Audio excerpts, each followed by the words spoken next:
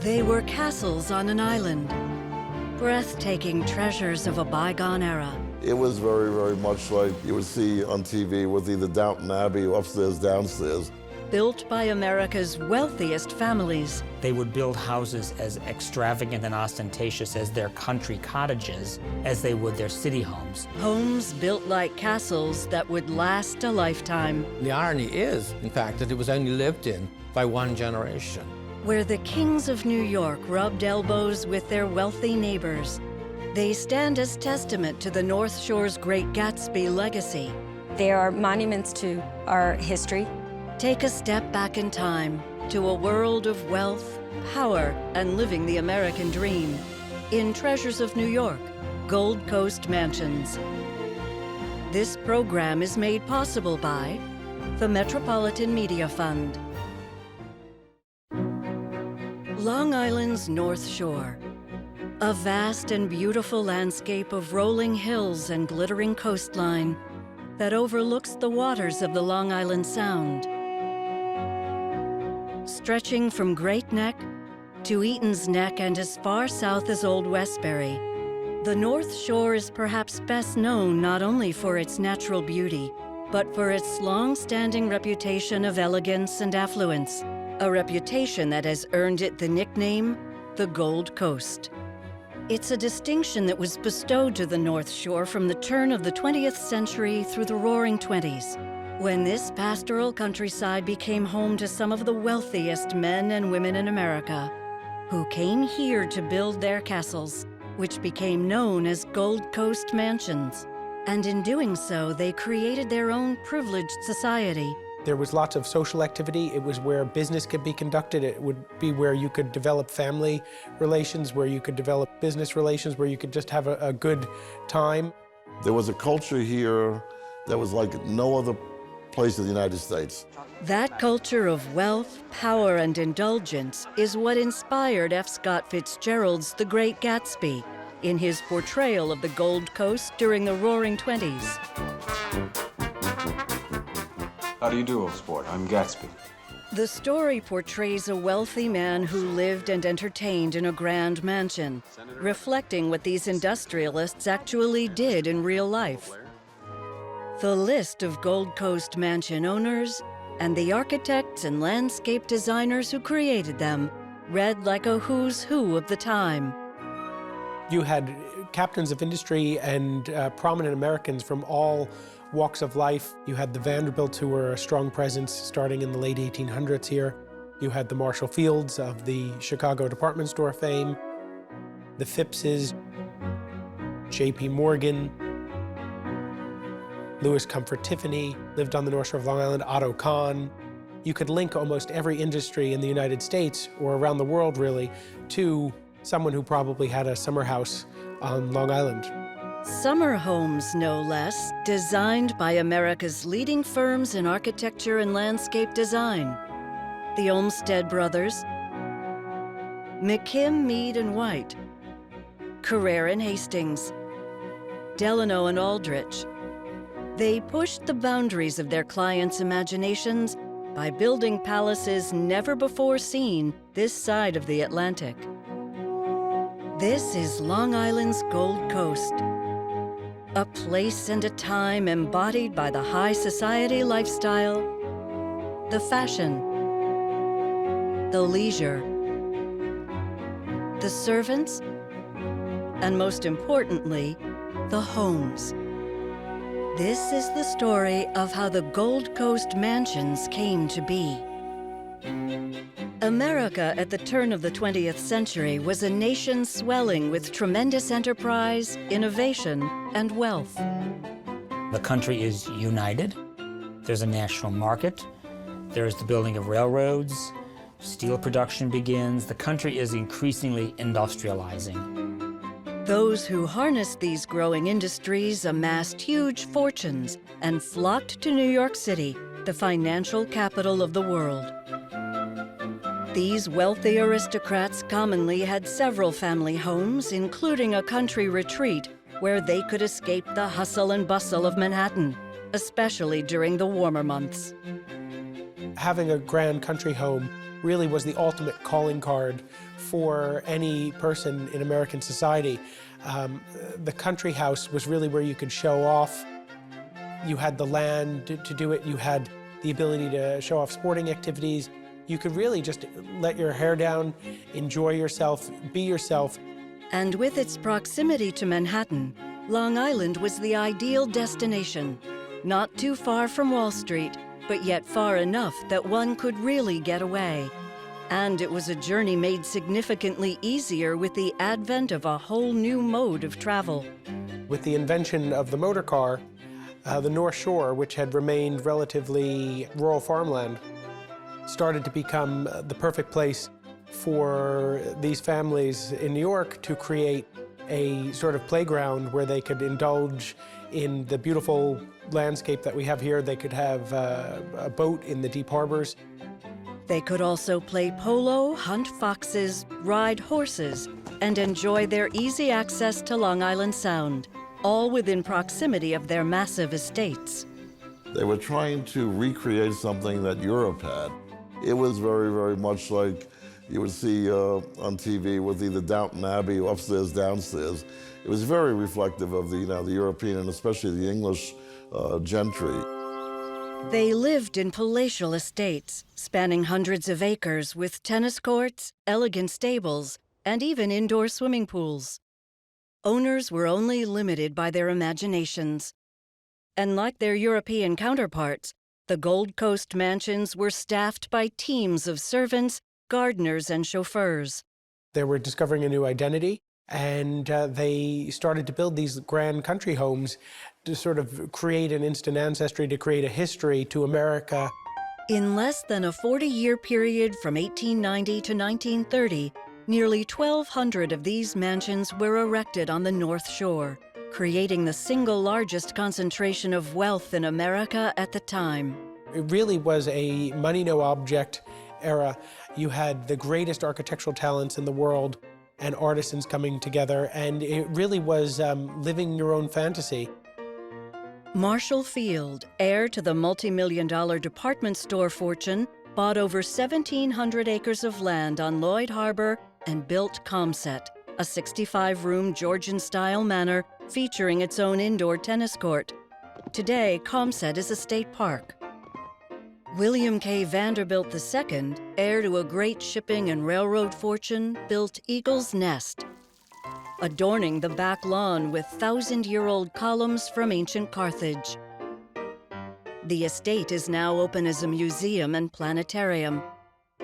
Alfred DuPont of the DuPont Company built White Eagle, today known as the De Seversky Mansion, an 18th-century-style home constructed of Caledonian brick and white marble. The home is now on the campus of the New York Institute of Technology. Henry Clay Frick, co-founder of U.S. Steel, purchased Clayton as a gift for his son. The mansion was originally owned by poet William Cullen Bryant and is now the Nassau County Museum of Art. Daniel Guggenheim, whose family fortune was made through mining, bought an elaborate compound on Sands Point that ultimately boasted 4 individual mansions. The property is now open to the public as a nature preserve. But there is one mansion that outsizes them all: Oheka, the largest Gold Coast mansion ever built on Long Island. Otto Hermann Kahn was a remarkable American success story. A German-Jewish immigrant, Kahn came to America in the 1890s and joined a prestigious New York banking firm.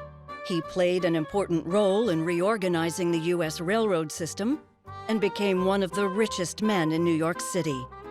But great wealth did not guarantee acceptance from the established families on Manhattan's social register. He was known as the King of New York in New York City, actually, among his peers. But being Jewish gave him a lot of problems socially. You know, he was shunned from country clubs and even parties like the Astor parties and things like that. Long Island would prove the perfect place for Kahn to create his own social circle. He purchased over 400 acres of land in Huntington and named the estate Oheka, deriving from the letters of his own name. Khan hired the architectural firm of Delano and Aldrich, one of the Gold Coast's premier mansion builders, to design a French-style chateau. Khan wanted his house to stand on the highest point on Long Island and spent over 2 years erecting a hill just for that purpose. It took 4 years to complete construction, and in 1919, when it was finally finished, the home was unlike anything Long Islanders had ever seen. Oheka consisted of 127 rooms, 39 working fireplaces, and a 2,300-square-foot ballroom. The Olmsted brothers, whose father designed New York Central Park, were commissioned to landscape the entire estate. To the side of the house, they designed a vast formal garden, complete with reflecting pools, clipped hedgerows and orchards, invoking the elegance of the gardens at Versailles. All in all, Khan spent over $11 million building his dream retreat, equivalent to over $100 million today. Oheka is the largest private home that's ever been built on Long Island. In fact, it was and still is the second largest private home in the entire country, second only to the Vanderbilt family's Biltmore Mansion in North Carolina. The scale of the house, which was originally 109,000 square feet, was built to throw lavish parties. And the main floor of Oheka has really 3 main large rooms: a huge ballroom, a huge library, a huge dining room, and a large foyer that connects all 3 of those. And so if you see the way that it was designed, it was really designed to give him a place to entertain. Khan invited guests from all walks of life to Oheka, but the upper crust was less receptive to his status as an immigrant, and so he filled his ballroom with famous singers, musicians, and artists. He had a lot of celebrities of the day. You had Douglas Fairbanks, Charlie Chaplin, who would come out to visit. World-famous opera singer Enrico Caruso, composer George Gershwin, and orchestra conductor Arturo Toscanini all came here and performed in Khan's lavish ballroom. Much to Addie Khan's dismay, his wife, she called it Otto Zoo. She thought it was just garish and horrible what was going on here, and she did not approve of Otto entertaining in such a way. After Khan's death in 1934, Oheka was sold to the city of New York, and ironically became a retreat for the city sanitation workers. They nicknamed the place Sanita, using the grounds for cookouts and swimming in the garden's shallow pools. The local residents, who were, of course, very affluent and of an upper class, weren't so keen on the idea of having a bunch of dustmen walking around their neighborhood, so that didn't last too long. During World War II, the home was used by the Merchant Marines, and then became a military academy. They really didn't use the estate with any integrity. They added rooms, they added latrines, they painted everything blue, they used the ballroom as a basketball court, and there was no love affair with the actual architecture of the estate. Over time, Oheka was abandoned. The home's grand architecture, along with its lavish past, became but a decayed and forgotten memory.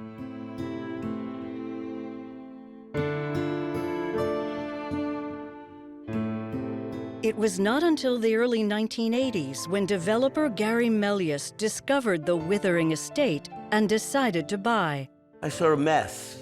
I can't say anything good about it. There were sticker bushes all in this lawn area about 4 feet high. There were Quonset huts and where the reflecting pools are. They were filled in. It was just a mess.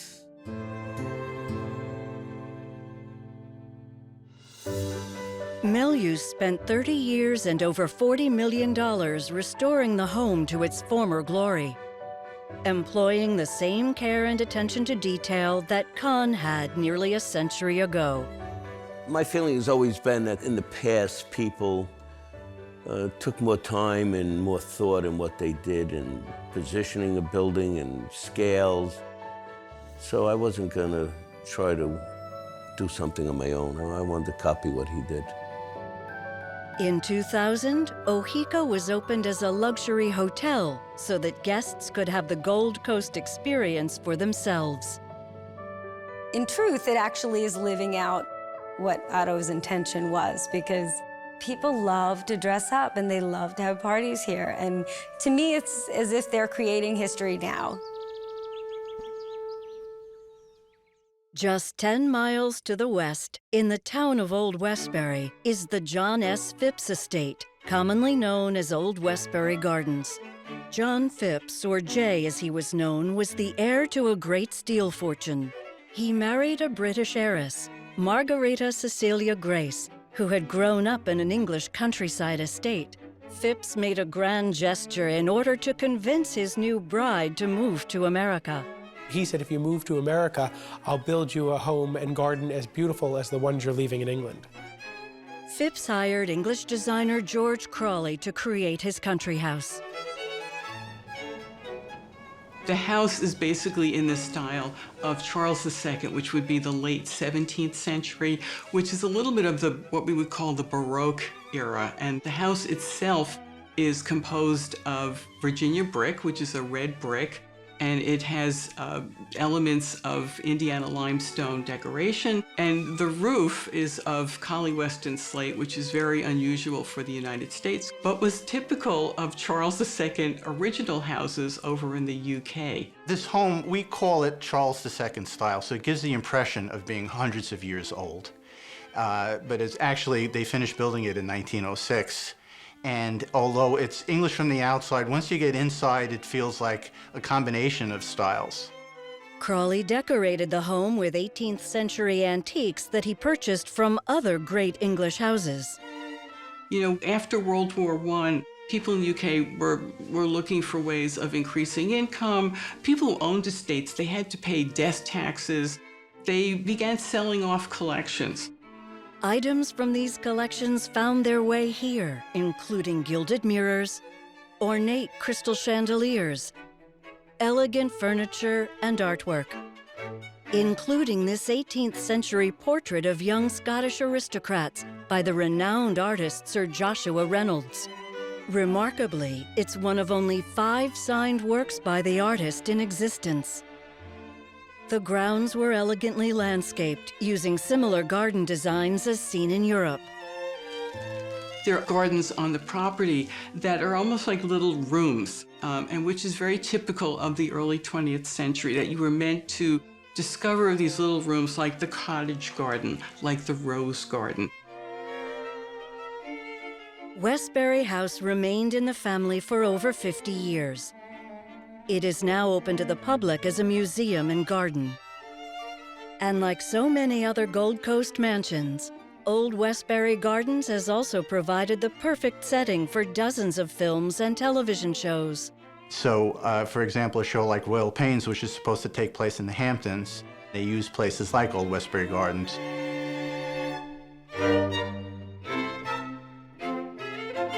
Just 20 minutes north of Old Westbury by car, in the town of Oyster Bay, is another Gold Coast estate known for both its architecture and its pristine landscape. This is Coe Hall, located on what is today called the Planting Fields Arboretum. The home was built by William Robertson Coe, a British shipping insurance tycoon, and his wife May Rogers, daughter of one of the founders of Standard Oil. Mr. Coe said one of the smartest things he ever did was marrying rich.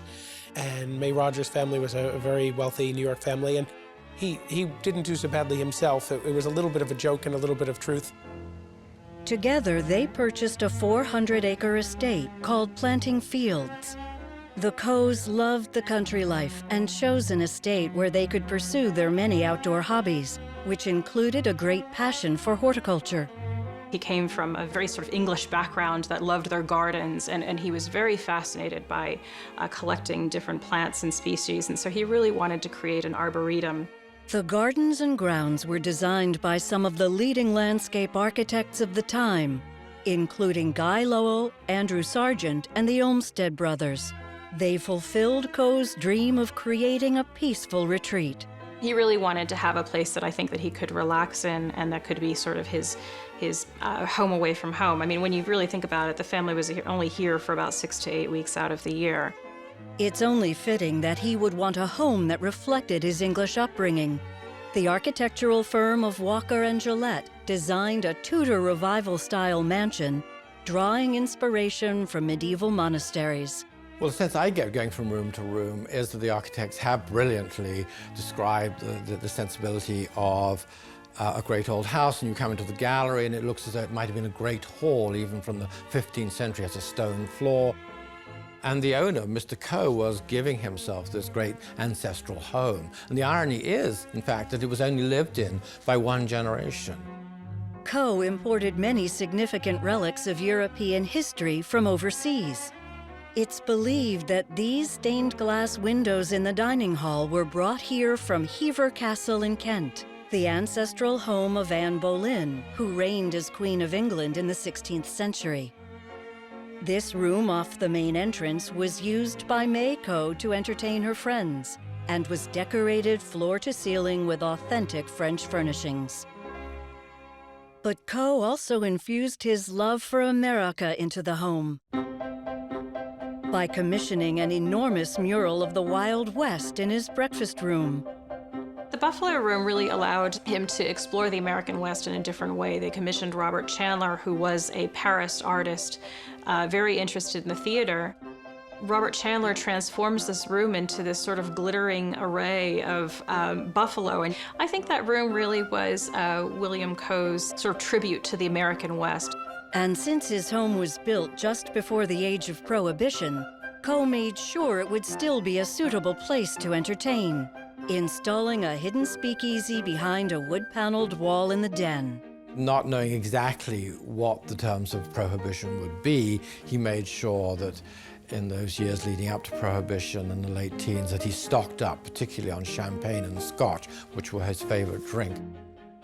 This Gold Coast home had everything one needed to impress and entertain.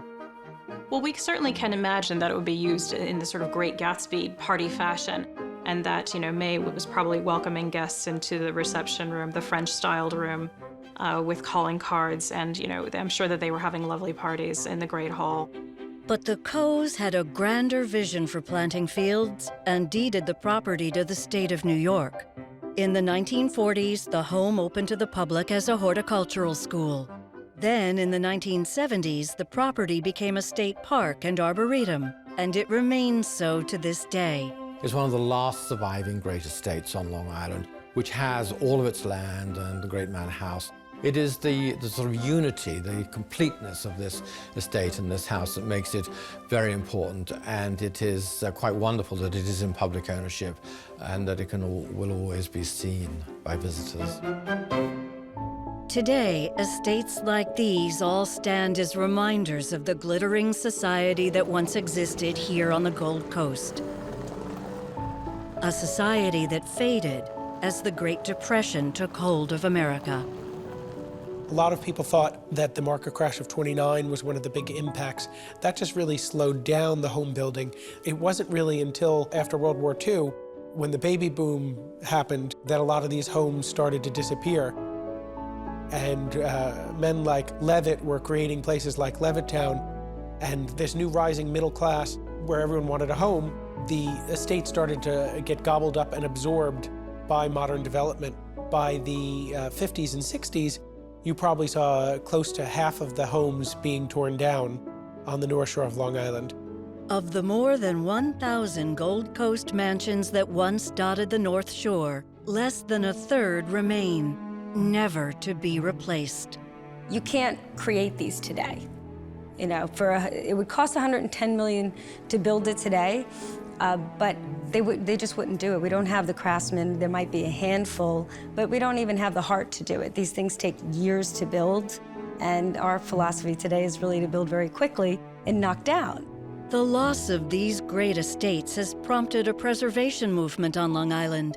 with the hope that the remaining Gold Coast mansions can be saved.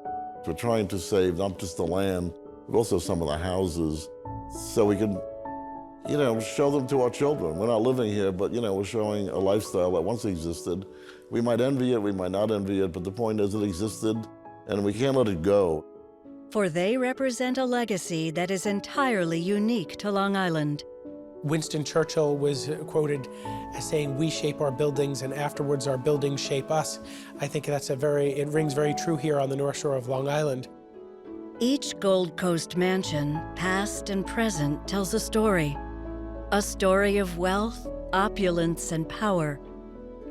Each mansion has a unique history, and each mansion is a monument, a testament to a bygone era on Long Island, one that was truly golden. This program has been made possible by the Metropolitan Media Fund,